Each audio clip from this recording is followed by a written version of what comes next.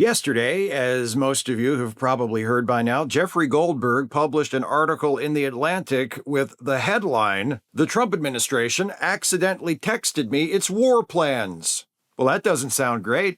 Quoting from the article, the world found out shortly before 2 p.m. Eastern Time on March 15 that the United States was bombing Houthi targets across Yemen. I, however, knew 2 hours before the first bombs exploded that the attack might be coming. The reason I knew this is that Pete Hegseth, the Secretary of Defense, had texted me the war plan at 11:44 a.m.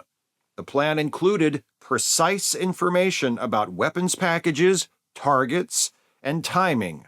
In the 24 hours or so since this article was published, nobody in the Trump administration has resigned or even talked about resigning. To date, nobody has been fired or threatened with firing, and nobody working for the Trump administration, least of all Donald Trump himself, has even floated the idea that somebody might lose their job over this. And of course not. They're not going to even admit that they did anything wrong. They're going to deny it right down to the last. And their denials have already taken several different forms. For instance, here's what Secretary of Defense Pete Hegseth said when he was asked about the group chat scandal. Can you share how your information about war plans against the Houthis in Yemen was shared with a journalist in The Atlantic? And were those details classified? You're talking about a deceitful and highly discredited so-called journalist who's made a profession of peddling hoaxes time and time again, to include the hoaxes of Russia, or the fine people on both sides hoax, or suckers and losers hoax. So this is the guy that peddles in garbage. This is what he does. And by the way, I got that video clip from a Twitter account that shared it, and earlier today, the tweet that shared that video had been amended with a community note. The community note, as I am recording this video right now, has been removed. Somebody at Twitter, presumably, perhaps even at the direction of Elon Musk himself, I don't know, I'm just speculating, but somebody removed a community note underneath that tweet posting the video of what you just saw Pete Hegseth say. Fortunately, some Twitter users had already screen capped the community note, so I can share what the community note said. Misleading. The Atlantic included screenshots from the Signal chat. The White House confirmed the issue. White House Speaker Mike Johnson confirmed it. The National Security Council confirmed it to the BBC. The National Security Council also confirmed it to Fox News. So Pete Hegseth's initial strategy was just to deny that anything happened and to blame it all on Jeffrey Goldberg and say, well, he's just a hoax journalist and he's spreading another hoax. No, Pete, that doesn't work. So denial was their first tactic. That didn't work out. The next tactic, coming from Trump himself, was simply to feign ignorance. What are you people even talking about? Here's what Trump said when he was asked by a reporter about the group chat leak.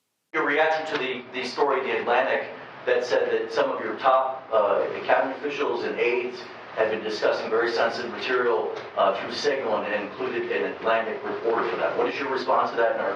I don't know anything about it. I'm not a big fan of The Atlantic. To me, it's a magazine that's going out of business. I think it's not much of a magazine, but I know nothing about it. You're saying that they had what? They were using Signal to coordinate on sensitive materials and having to do with what? Having to do with what? What were they talking about? With the Houthis. The Houthis? You mean the attack on the Houthis? Right. Well, it couldn't have been very effective because the attack was very effective. I can tell you that. I don't know anything about it. You're telling me about it for the first time. The President of the United States. You know, he probably hadn't heard about it yet because he was still so focused on the issues that matter to the country, like that portrait of himself in Colorado that he doesn't like. So Hegseth tried to deny it. Trump tried to play dumb. What else could they do in the face of this story? Well, Senator Josh Hawley went on Fox News and he tried to downplay it. even if everything the Atlantic reported is true, it's the president's advisors discussing among themselves options they might recommend to the president. And nobody can deny the success of what the president is doing here, which is what Pete Hegseth just underscored. And this is what the leftist media is reduced to. They can't argue with the policies, which the American people support. They can't argue with this new demonstration of American strength that is keeping Americans safe at home and abroad. And so now we're griping about who's on a text message and who's not. I mean, come on. You know, it occurs to me with the responses to this, I've showed you up to this point from Trump and Hegseth and Hawley, we are 2 lines into the narcissist's prayer by Dana Craig. The first line is, that didn't happen. Got that covered. And then the second line is, and if it did, it wasn't that bad. There you go. There's Senator Hawley sliding in with that one. In case you're wondering, by the way, it is that bad. And this sort of thing is not how government officials historically have typically discussed highly sensitive plans for military operations, nor is it how they are supposed to be discussing such plans. This is from an article from the AP, headline, Trump officials texted war plans to a group chat in a secure app that included a journalist by Tara Kopp, Amr Madani, and Eric Tucker. Quoting from the article, the handling of national defense information is strictly governed by law under the century-old Espionage Act, including provisions that make it a crime to remove such information from its proper place of custody, even through an act of gross negligence. Skipping down a little bit further into the article, quote, in the Biden administration, some officials were given permission to download Signal on their White House-issued phones, but were instructed to use the app sparingly, according to a former national security official who served in the Democratic administration. The official, who requested anonymity to speak about methods used to share sensitive information, said Signal was most commonly used to communicate what they internally referred to as tippers, to notify someone when they were away from the office or traveling overseas that they should check their high side inbox for a classified message. The app was sometimes also used by officials during the Biden administration to communicate about scheduling of sensitive meetings or classified phone calls when they were outside the office, the official said. So the use of the Signal app itself is not unusual, but using it the way these Trump administration officials apparently use it is unusual and maybe even illegal if the information they were discussing with each other in the Signal app was classified information. You're really not supposed to do that. That could have been against the law. And also, someone else pointed out, the Signal chat that they were discussing this with each other was set to automatically disappear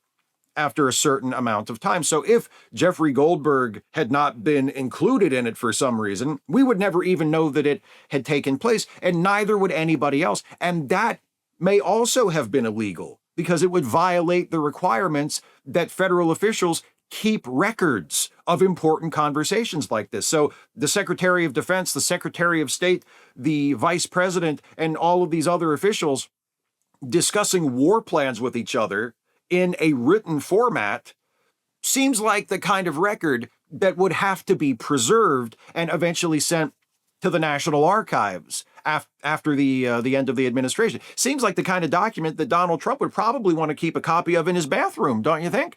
But it was set to automatically disappear after a certain amount of time in the Signal chat, which that might also have been illegal. So they might have broken at least 2 federal laws through this group chat.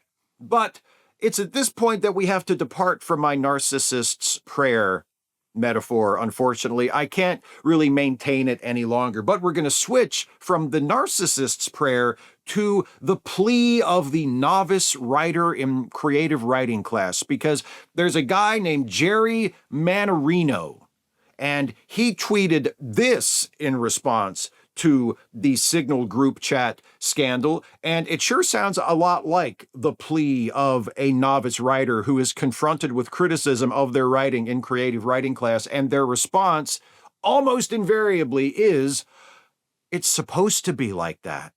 Here's what Joey Manarino had to say. If you believe for 1 minute that Pete Hegseth, Marco Rubio, Mike Waltz, and J.D. Vance randomly and accidentally added this most rabidly anti-Trump journalist to a national security group chat, you're definitely the mark. These are some of the most competent people in the country, and you believe they would just screw up like this?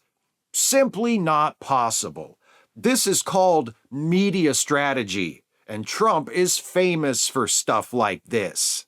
So if Joey Manarino sounds like a familiar name to you, but you can't quite place it, let me just remind you, Joey Manarino is the guy who forgot to switch to his alt account before tweeting this last year. I'm a true Black American woman, and I've been black all my life. I was born black and I will die black. My mommy black.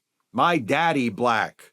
I will never cast a ballot for that Kamala Harris woman as long as I live. Trump all the way, all day, every day. Forgot to log out of his main account before he posted that, pretending to be a black woman who was announcing she was voting against Kamala Harris. This is the guy declaring that Hegseth, Vance, Waltz are some of the most competent people in the country. Jeffrey Goldberg, by the way, was added to the group chat by Mike Waltz. And what's Mike Waltz's job? He's Trump's national security advisor.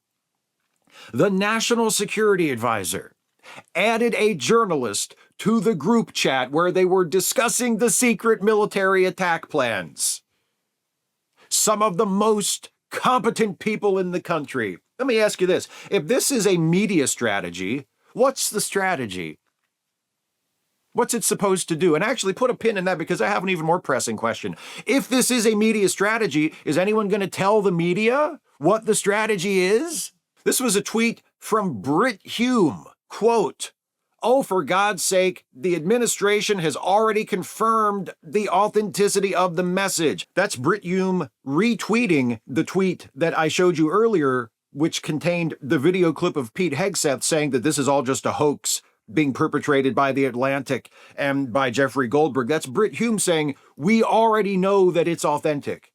You can't say it's fake, it's a hoax. We know the Trump administration itself has confirmed that those messages, that group chat was authentic. So you can't say that.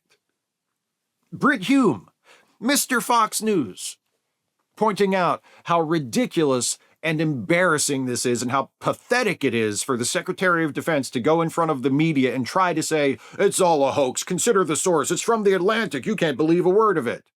Now, other Fox News personalities like Jesse Waters and Sean Hannity, the expected water boys for the Trump administration, have been more supportive, but even they are just out there trying to downplay the seriousness of this. So I ask again, what is the supposedly brilliant strategy here? Trump's VP, his Secretary of Defense, his Secretary of State, his National Security Advisor, and several other senior cabinet officials and White House staffers accidentally discuss secret military operations in front of a journalist who apparently none of them even noticed was there, never even noticed he was in the group chat, making them and Trump all look like reckless fools, and these sympathetic media figures scramble to make it seem like it's not that big of a deal. And to the oblivious, cult-brained Joey Manarinos of the world, this somehow equals